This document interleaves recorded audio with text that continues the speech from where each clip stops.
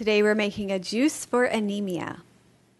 Anemia is a complex issue and it's not one that you can self-diagnose, so you need to make sure you go to your medical doctor and get a blood test for it. Anemia is a deficiency of hemoglobin of your blood, your healthy red blood cells, which provide oxygen to your blood tissues. The result is fatigue. Iron deficiency is the most common cause of anemia. Fresh vegetables for juicing that are high in iron will help with anemia are watercress, which we're going to use today, watercress leaves, spinach, broccoli, beets, which we're going to use today, parsley, which we're going to use today, and garlic, which I still haven't worked up the courage to use in a juice.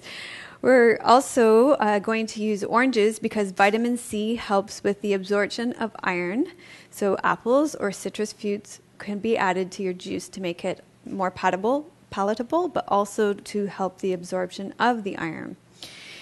If you're trying to keep your sugar levels low or can't tolerate beets or sugar in fruits, then herbal teas are a better choice.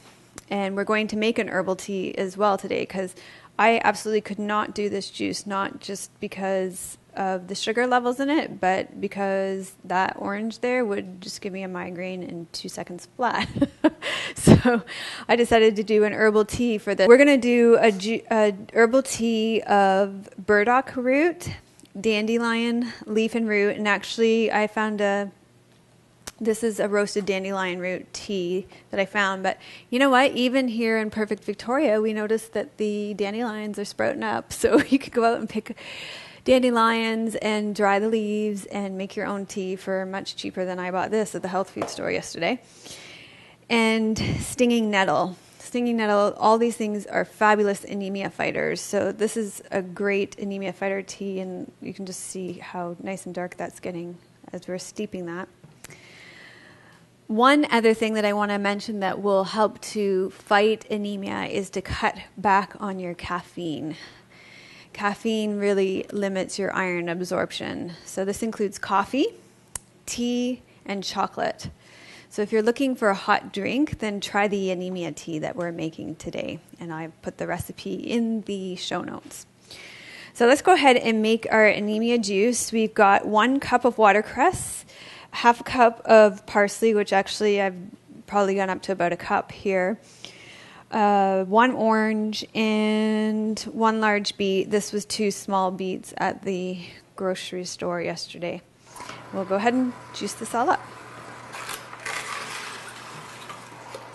So here's our anemia juice, gorgeous red color because of the beets. Look at that color. Interesting, right? Because it's for your blood that it's basically the color of blood.